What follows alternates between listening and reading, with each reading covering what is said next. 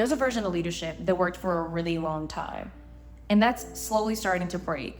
Not loudly, not all at once. And right now, a lot of leaders are feeling it, but they don't necessarily have a language for it.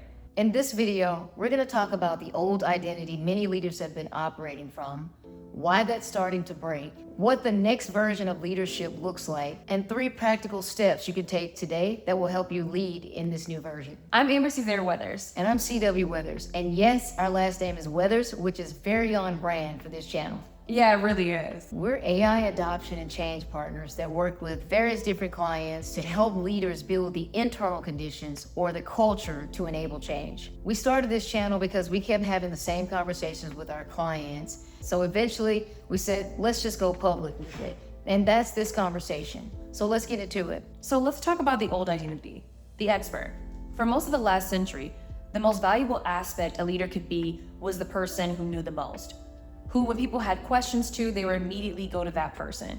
And they were always the last person to sign off. A team that waited for them to answer questions because the culture and the overall environment was created for the leader to make all of the decisions. Your team brought you the problems, you gave them the answers, and that was the deal. You got rewarded for it, and you got trusted because of it. And this model made sense in a world where change moved slowly, information was scarce, and the person who knew the most was the competitive advantage. It wasn't a character flaw. It was the right model for the leadership conditions for that time. Most leaders living in this model didn't choose it chose them because it worked. And nobody handed them a reason to update it until now. But here's why this model is slowly fading away. By the end of last year, almost 70% of global organizations deployed AI in at least one business function, which means that most senior leaders are operating inside of an AI-enabled environment, whether they're ready or not. And that changes everything about why the expert model is expiring. Because what made it viable was scarcity. Information was scarce, access was limited. AI removes that scarcity by making information accessible to everyone. And when everyone has access to the same analysis, the same research, the same synthesized insights, being a person who knows it all is no longer the advantage. You become the bottleneck instead. And underneath all of it, there's a question that a lot of leaders haven't let themselves ask out loud. If AI can now do the thing that I'm most valued for, where does that leave me? This question is an identity problem, and it's the most important one to name because until you define it, you can't move through it. And this is exactly why most AI initiatives fail. Not because of the strategy or the tools, but because people are being asked to change how they work and who they are without anyone helping them understand who they need to become in this new environment. You can't solve an identity shift with a company announcement or a new tool. McKinsey, MIT, and every leadership study for the past 2 years have talked about the impacts of AI and what it's able to do. AI can write, analyze, and iterate at speed. What it can't do is set direction, hold people accountable, or build the kind of trust that an organization needs to move. Those capabilities become more important as AI spreads. So your level of importance as a leader isn't minimized. It's shifted to someone who enables your culture to thrive in this new AI era. Which brings us to the new identity that's required for us to evolve, an enabler. Now, a lot of times this gets misunderstood. So let me be clear. It's not about leading less, doing more, or just getting out of the way. It's a different role, but it's a very important role. Your value as an expert is providing answers. Your value as an enabler is creating an environment where culture thrives instead of having to handhold your team the entire time. You move from being the person that knows how to solve all the problems to being the one who actually builds an environment where problems actually get solved. Now decisions move. People act on principles, not just instructions.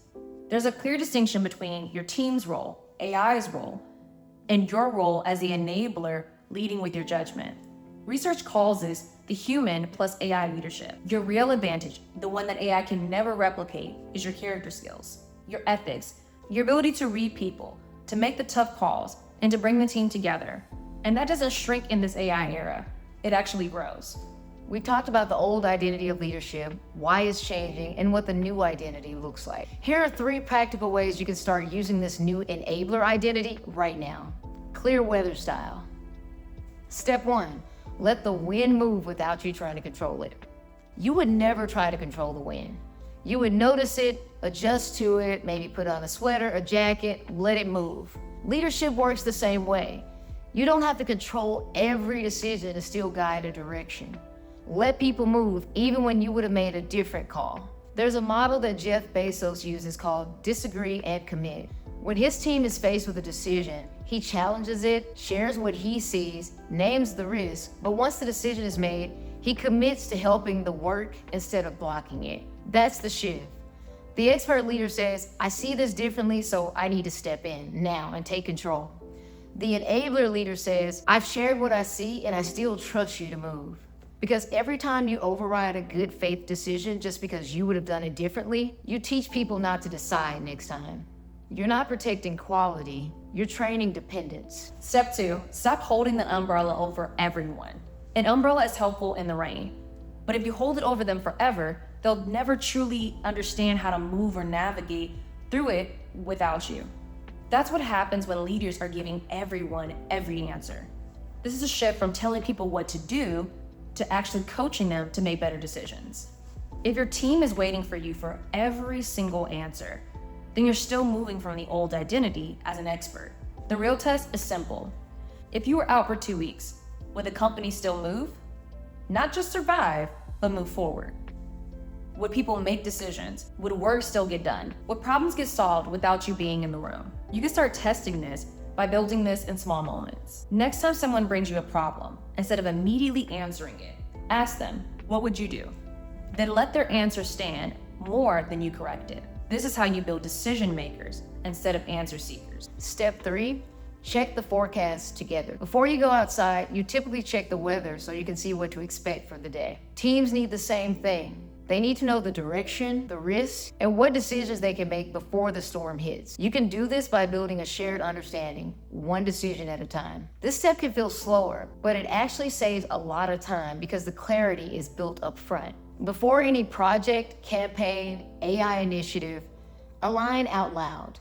What are we doing? Who owns what? What decisions come back to the group? What decisions need to be solved elsewhere? Don't assume that people know. Say it clearly, because when people understand the full picture, they stop coming to you for things that they have the authority to decide. So you move from one person holding all of the knowledge to an entire team holding shared understanding. This is what makes leadership lighter, teams faster, and creates a culture that collectively elevates outcomes. So just to recap, the old model said leadership was the person having all the answers. But the new model is different. It's about creating the conditions for your team to think clearly, make decisions, and bring the vision to life without controlling every step.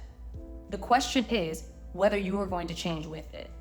Because if you keep leading from the old identity, you stop being the leader who moves things forward. That's the real cost of not changing. And in a world where work is moving faster and information is more accessible, you can't afford to be the only one holding the clarity. We want to know where you are in this shift. Expert, enabler, maybe somewhere in between. Yeah, drop it in the comments. We read everything. And share this with someone who wants to lead differently and see a greater impact within their organization. And we're just getting started with this conversation. This is Clear Weather, where we help you find clarity within change. We'll see you in the next episode.